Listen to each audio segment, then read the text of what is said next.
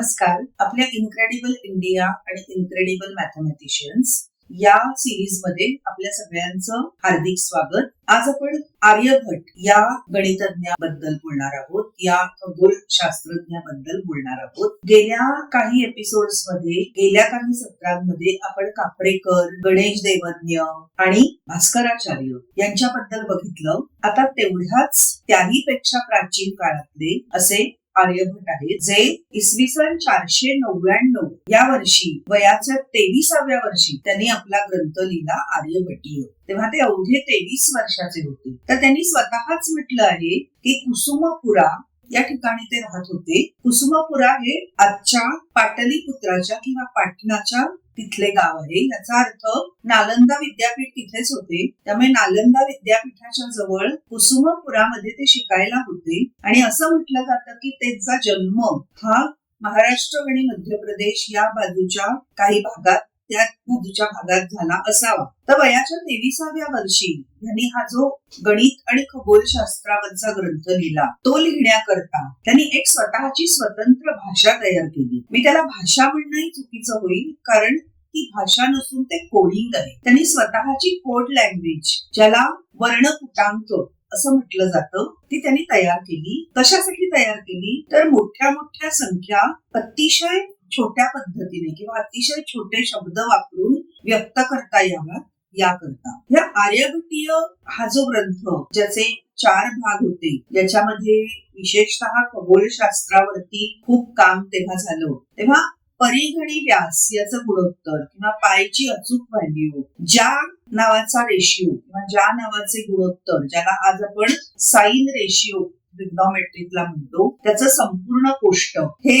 आर्यभट्टाने दिलं. त्याचप्रमाणे इतक्या पुरातन काळी पृथ्वीचं परिवलन आणि खगोलीय स्थिरांक याच्याबद्दलचं भाष्य करणारा हा पहिला खगोलशास्त्रज्ञ आहे. त्यामुळे पृथ्वीच्या परिवलनाचा काळ अत्यंत अचूकपणे आर्यभट्टाने सांगितला. आणि अर्थातच त्यामुळे त्यांना माहिती होतं की पृथ्वी ही स्वतःभोवती फिरते आणि सूर्याभोवती फिरते. सूर्य स्थिर आहे आणि त्याचप्रमाणे संपूर्ण सूर्यमाला ही सूर्याभोवती फिरते, हेही त्यांना माहित असल्यामुळे इतक्या प्राचीन काळी त्यांनी परिवलनाचे नुसतेच पृथ्वीचे नाही, तर मंगळ, गुरु, शनी इत्यादी ग्रहांच्या परिवलनाचा आणि परिभ्रमणाचा काळ बऱ्यापैकी अचूकपणे निश्चित केला. त्यामुळे आजच्या सुद्धा मॉडर्न ऍस्ट्रॉनॉमर्सना किंवा आधुनिक शास्त्रज्ञांना अतिशय मोठं कोडं आहे की कशा प्रकारे त्यांनी हे गणित केलं असेल, कशा प्रकारे त्यांनी हे कॅल्क्युलेशन केलं असेल. टक सोडवण्याची पद्धत आर्यभट्टांनी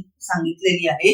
indeterminate equation of first order, त्याला पल्व्हरायझर असं म्हटलं जातं. ती सोडवण्याची जी पद्धत नंतर विकसित झाली पाश्चात्य देशामध्ये, ती आर्यभट्टांनी खूप चांगल्या पद्धतीने सांगितली आहे. तर अशा प्रकारे आश्चर्यचकित करायला लावणारी अनेक कॅल्क्युलेशन्स, वर्गमुळाची, घनमुळाच्या पद्धती, त्याचप्रमाणे स्वतःची एक स्वतंत्र कोड लँग्वेज ही आपल्याला दिसून येते. आणि अशा प्रकारे अतिशय कमीत कमी शब्दांमध्ये, कमीत कमी श्लोकामध्ये संपूर्ण गणित आणि खगोलशास्त्राचं ज्ञान सखोल पद्धतीने असलेला हा एक अद्भुत ग्रंथ आहे. या विलक्षण ग्रंथामुळे खगोलशास्त्राची आणि गणिताची व्याप्ती आणि खोली ही दोन्हीही कळायला आपल्याला मदत होते.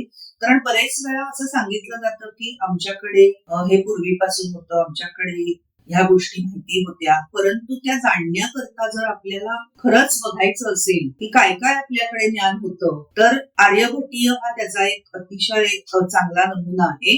आर्यभट्टाचा हा ग्रंथ आणि त्याचे ऍस्ट्रॉनॉमी आणि गणित या शाखांमध्ये असलेलं योगदान बघता आपल्या युनिव्हर्सिटीज मध्ये, शाळांमध्ये, सर्व ठिकाणी या ग्रंथाबद्दल माहिती देणं अतिशय आवश्यक आहे. आणि त्याच्यावरच्या आधारित गोष्टी अभ्यासक्रमात शिकवणं खूप गरजेचं आहे.